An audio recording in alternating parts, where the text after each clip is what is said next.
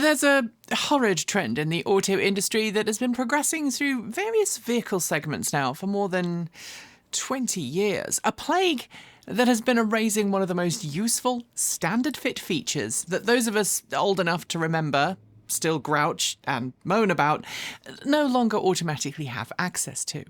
You probably spent years and years without even thinking about it, and maybe never have. Until the moment when you actually could probably make use of it, only to discover that it isn't there. And no, I'm not talking about the move from manual transmission to automatic, although I still believe everyone should learn to drive stick shift at least at some point in their lives, as it's another useful skill to add to your metaphorical bow, just in case. No, I'm talking about the eradication of the spare wheel, something once so ubiquitous that everyone knew where it was and how to fit it in an emergency.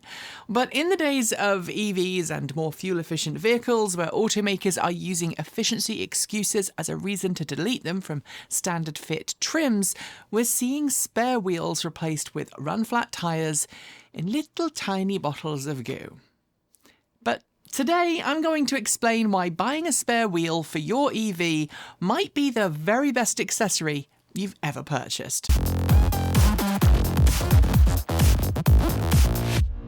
Unless you're someone who has purchased one of very few all-electric models to come with a spare wheel as standard from the factory, the chances are your car rolled off the dealer lot with no spare. And on paper, the excuses and reasons as to why that is focus on some pretty narrow arguments about weight saving and fuel economy or energy efficiency, statistics about how frequently people actually use spare wheels, and the fact that modern tyres are very much more puncture resistant than they once were. So let's spend a little time discussing those excuses, and then I'm going to examine why your EV would probably benefit from a spare tyre, discuss some of the options, and explain what you should look out for when getting your spare wheel kit together. First, though, as I mentioned, that list. And the first item on the list is about space saving or fuel economy, namely that deleting the spare wheel means your EV can go much further per charge. But given that most wheels, and I'm talking full-size alloys here, can range in weight from 20 to 60 pounds, 9 to 27-ish kilograms, I really don't buy the whole but weight-saving argument, especially when the majority of new EVs on the market include a massive amount of onboard tech that many of you, but not all, would argue is superfluous to normal everyday operation. Sure, if you add in all the other things you need alongside that spare, such as a toolkit, jack, and perhaps a lever bar, you add more than the weight of the wheel. But I think the reality here is that automakers want to save money, and EVs, especially larger ones, have been run on tyres built specifically for that extra weight that an EV brings to the party when compared to a similar-sized ICE vehicle, and that's a less easy argument to make than something energy efficiency. And also, let's not forget that in parts of the world where a spare tyre is still a legal requirement, unless the law changed while I wasn't looking. I believe some parts of Australia still require spare tyres by law.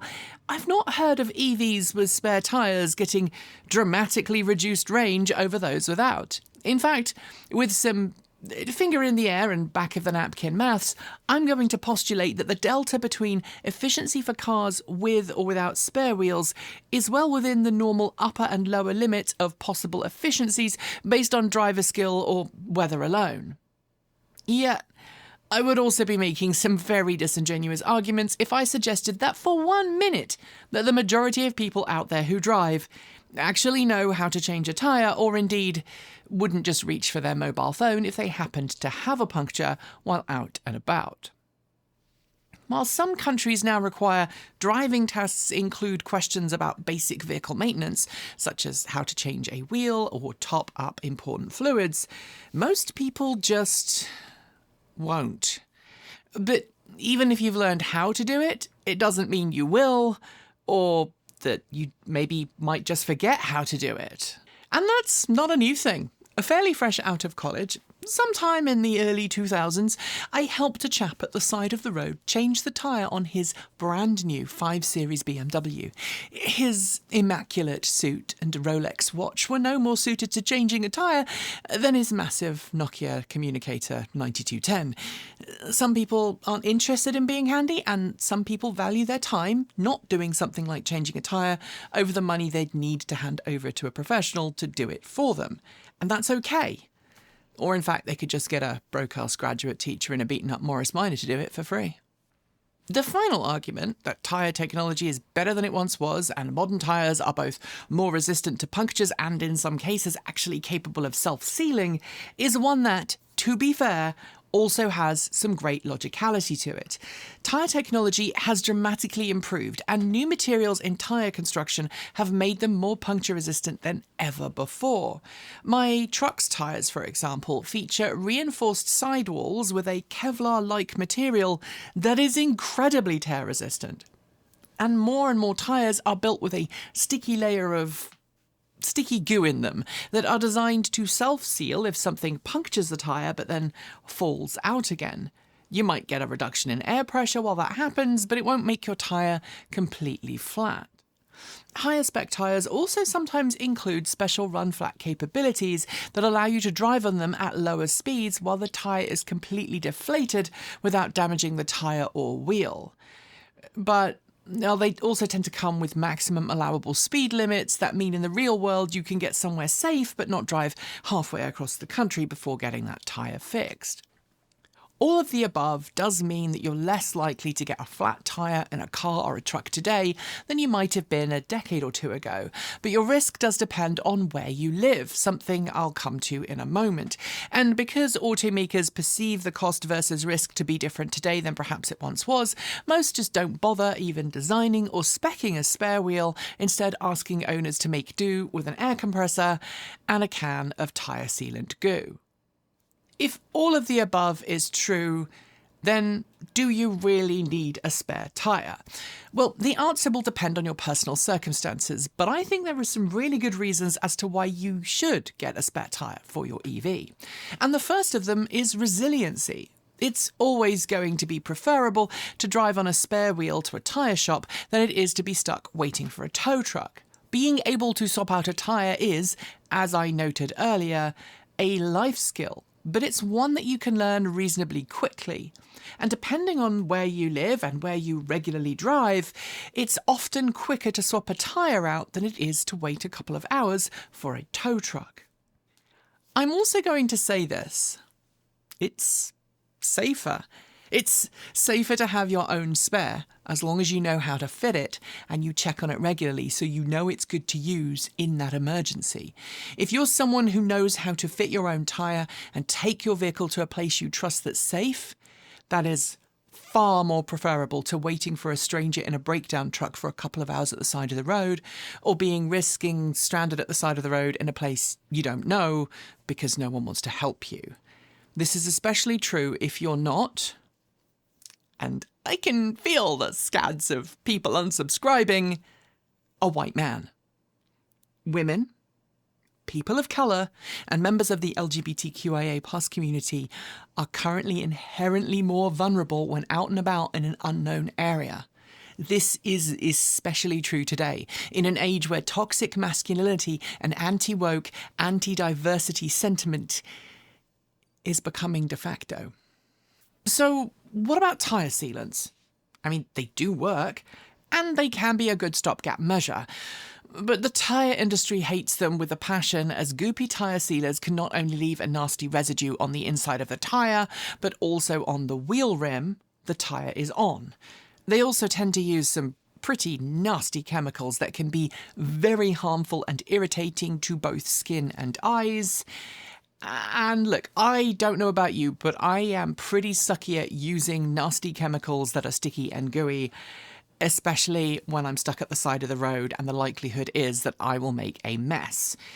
At least with a spare wheel, I don't have to worry about anything other than conventional dirt and grime. And yes, I haven't discussed plug kits, which are usable if you have the skill and knowledge to use them. They are also a great way of patching a hole in a tyre. But in order to use them, you also have to have a high goop factor to deal with, the vulcanizing solution or patch glue, and you need to be able to actively remove whatever has caused your flat tyre, if indeed it's still stuck in there. But I'm going to come back to that all in a moment. Of course, tyre sealants are better than being stuck at the side of the road with a flat, but not as good as a spare wheel, especially if you are as unlucky as Kate was when she ran over a nail that pierced the tread but then managed to rub against the sidewall, which caused a large tear in one of her car tyres. There was absolutely no way to fix that flat. And our DP? Well, they once had 6 or 7 punctures with their Fiat 500 in about a year, most of them unfixable. Plus, if you have a flat and you use tyre sealant, you're going to have to visit the tyre shop for a repair with your car and then wait while it's fixed. If you have a spare wheel, you can drop the broken tyre off and get it repaired while you're off doing other things in your car using your spare tyre. And look, I've got some great evidence of that. I don't know if you remember this video, but a few years ago, we filmed a clip with the amazing Chris and Julie Ramsey as they drove pole to pole in a lightly modified Nissan Ariya. What you're seeing right now are some of the amazing chase shots from the video we shot that day. But the day we were due to film with them, and had planned to use the truck as our usual chase vehicle, I picked up a puncture between my house and the filming location. But as luck would have it, I was able to drop by a tyre place en route and have them swap out my flat tyre for the truck's spare tyre in literally less than 3 minutes, allowing me to then hit the road and make our scheduled shoot time without holding up the Ramseys. And that was particularly important because they were fighting a very tight schedule. I picked up the fixed tyre on my way back home a few hours later, but none of that would have been possible with a can of a fixer flat and no real spare. Resiliency and practicality should be atop your list, but it's also well worth having a spare if you are someone who drives a lot in more remote areas. Sure, tyre sealants can get you to a repair shop if you live and work in a reasonably small area, but if you are someone who needs to get back on the road quickly and regularly makes longer distance trips into remote areas where cell phone reception isn't a given, you should consider a spare. And this is also true if you drive a car with an unusual size wheel or have a particular preference for tyres, because not all tyre shops are going to carry your brand. So, which spare should you get? Well, that depends a lot on you, your budget, and your car. Firstly, look around to see what options are available already. Some vehicles, as I mentioned at the start, do have spare wheels as optional extras that you can buy. While my F-150 Lightning came with a spare wheel, subsequent model years of that truck don't, but you can order one as an optional extra. The same thing is true for the Rivian R1T, and like the F-150 Lightning, both of those pickups have dedicated storage spaces for the spare tyre that don't impact your load carrying capabilities. Other electric pickup trucks on the market in North America, and I think elsewhere in the world, don't have that luxury, and I believe require you to carry the spare wheel in the load bay, which impacts space.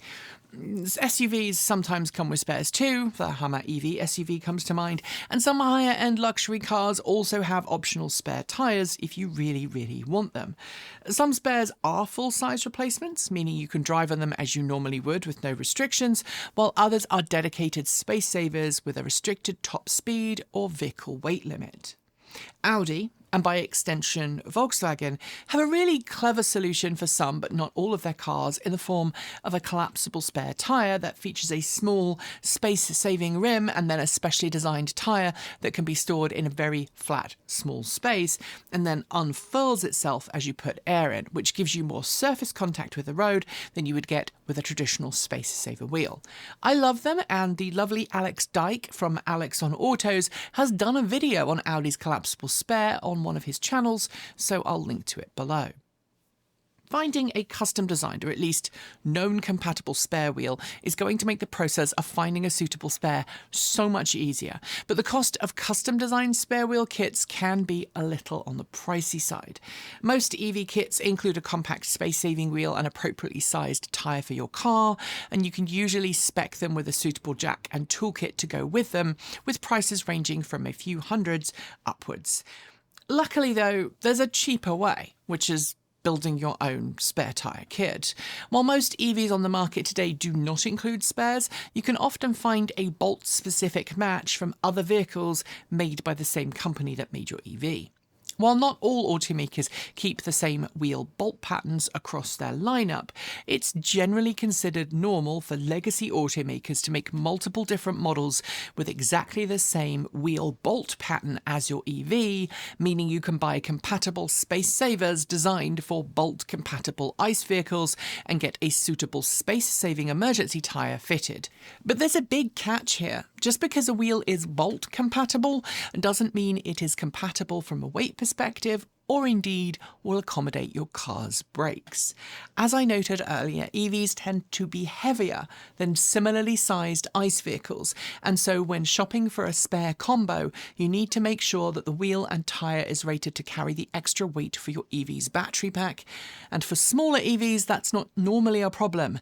But when you get to full-size SUVs and pickup trucks, you may need to find a full-size spare wheel and fit a full-size, appropriately spec'd tyre to it. The good news is that while this option will take up more space and cost you a lot more, you will have another full-size wheel, so you won't have to worry about speed or load restrictions common with space savers. The usual hack for spare wheels is to find a steel wheel from a bolt-compatible car and then find a suitable tyre to fit it. As a good example, many Chevrolet Bolt EV owners buy old 15-inch steelies from a bolt-compatible car like a Chevrolet Sonic and then fit a cheap, correctly profiled tyre for emergency use. Where you get them can be up to you, from a breaker's yard through to an online auction site or even a brand new one. They are usually reasonably cheap and easy to get hold of. But do make sure the wheel itself isn't heavily damaged if you're buying used, as that will make it difficult to balance the tyre and frankly unsafe to use. And while you can go with smaller rims and taller tyres, it's super important to make sure that the total wheel plus tyre size is close to the factory tyre and wheel size for your vehicle, or you will have problems. But hey, if you do go for a smaller rim and taller rubber combo, you'll likely save money because taller profile tyres tend to be cheaper than ones designed for massive alloys. Okay, stop sniggering about me using the term rubber. I am a tri-national with a British upbringing. I can use the word rubber in that context. Honestly, you all have dirty minds. Now, let's talk about jacks. Again, like tyres, you're going to need to make sure you buy a jack that's properly rated for your EV's weight if there's not one made specifically for your car. You'll also need to make sure it's compatible with the lifting points detailed in your car's owner's manual. Some people like using scissor jacks, others use bottle jacks, but the mechanism isn't important, just the ability to safely lift about 1/2 of your car's weight and attach to the appropriate jack point. And of course, along with a jack, invest in some proper wheel chocks. Collapsible ones are awesome, and I have a couple of sets. And while I assume most people would have them, I've learned that most folks do not have a portable tyre pump or indeed an emergency jump starter. And you can get combined ones or indeed separate ones that are so small they'll fit in a glove box or inside a saddlebag on a bike and charge up from a USB socket. Being able to inflate a slow puncture can get you to a repair shop without even needing to change that wheel, and a small lithium-based EV jump starter is also really useful in case your EV 12-volt battery dies. That's if your EV has one. My Vectrex VX1 Maxi scooter doesn't. I consider it a design flaw, and if I leave it unplugged for extended periods of time, like I don't ride it for 6 months, I can drain its traction battery and then make it a very expensive brick. But that's a different video. Next, storage. While some EVs do have underfloor storage areas for a spare, you may find a full-size spare won't fit, but a space saver might. And in this case, some time on owners' forums and some careful planning can come to your rescue. Sometimes you might find deflating a spare tyre by a few PSI is just enough to make it fit into a tight space, which frankly is where the new collapsible spares shine. Unfortunately though, they are not available for most makes and models of car, and I've only been able to find them for mainly German luxury brands. So if you know different, please link the thing in the down below. Your spare tyre storage solution will depend dramatically on how you use your car and how large your vehicle is, but if you're someone who wants a more rugged solution and doesn't mind extra appendages for your ride, there's always a hitch-mounted spare option. Depending on your budget, you can buy tow hitch-mounted spare wheel carriers for your car, but bear in mind that in most places around the world, if that results in obscuring your license plate, you'll also need to figure out a mounting and lighting option for your license plate in order to remain legal. I've covered why spares are better than none, and I've pointed out what to look for, but let's touch on that thing I said I would earlier on in the script. Tyre plugs. For those who don't know, tyre plugs are essentially little bits of rubber compound you can insert into a hole on your tyre to fix. You'll need to know how to use the plug kit, understand how to use the vulcanizing solution, and know how to remove the thing causing the puncture if it is still in your tyre. And unless you are a road warrior who absolutely cannot carry a spare, you're a motorcyclist doing a round-the-world trip and can't carry a spare, or you happen to have a vehicle with unique wheels that makes spares impractical, I would avoid this one entirely, unless you like ramming your rubber hard with a massive long stick into a deflated piece of tyre to fix it. Yeah, that sounded better in my head and not at all how I intended it. Sorry. And in case you're saying that there are no vehicles with the same size tyres but different wheels, I want to remind you that the Mini L or City LEV with its 3 wheels has 3 identical tyres, but each of its wheels are different. The front wheel, completely free wheels, and the rear 2 wheels are different to each other in design and different to the front. On one side you have a splined drive wheel, while the other rear wheel has a friction clutch acting as a very basic differential. So if you get a puncture in a City L, you're left to choose between a can of tyre sealant, a tow, or a tyre plug kit. Or frankly, carrying a set of tyre irons and a spare tyre not mounted to a wheel, because it's closer to a motorcycle wheel than a car tyre. So there you have it. Your car deserves a spare wheel, and while it will take up regular space, require regular maintenance, and make you actually switch it out at the side of the road if you actually get a puncture, I think it's a good long-term investment that ultimately will reward you without getting goopy nonsense everywhere. Thanks for joining us today, and if you've got thoughts, make sure you leave them in our Discord chat room, on our Patreon page down below, or you can reach out to us on Mastodon or Blue Sky. Thanks to the amazing list of people scrolling by on your screen right now. They're part of the massive community of supporters who make this channel possible, helping us through Patreon and YouTube, covering our bills, paying our team, and helping us to remain 100% independent. If you'd like to join them and see your name listed here, just follow the links below. We've got options available across a wide range of different price points, starting from just $1.50 US a month. A massive welcome to our newest supporters: Bass, Mind Sturmer, Dan Morton, DX Watt, There's Jer, Magnetar Employer, Ron THX1138, Jonas V, John Leonard, Joe Weekend Dog Dad, Ayalfini, David Hardin, Enzoticus, Ed Runyon, Beth S, Mitch Rassner, Brad Crusshorn, Leighton, Dennis, Stephen Beetle, Albert Beatty, Peterson, Ja, Todd Fraser, Rick B, Paul, Andrew Deet, Tim Benford, John Salmons, Sag Gibson, JTPDX, Tyler Walker, Gary Dean Mercer Clark, Roboman410, and John Galley. To join the list and get your shout out, become a paid Patreon member for your moment of fame, and you can even give membership to someone else. If you'd like to support us with a one-off donation, you'll find links below to make Ko-fi and Bitcoin donations, and we even have an old-fashioned PO box that you can reach us at the time being, address also below. You'll also find links to our swag store, and if you are someone who has to shop on Amazon, please consider using our affiliate link so we get the commission, not Jeff Bezos.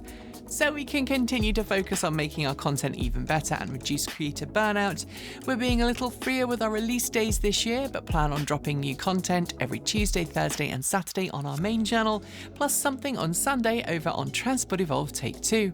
If you want more, the algorithm that hates us thinks you should watch this video, but this one is one of our favourites. Be awesome, be kind, be intentional, and don't forget to resist. Keep evolving!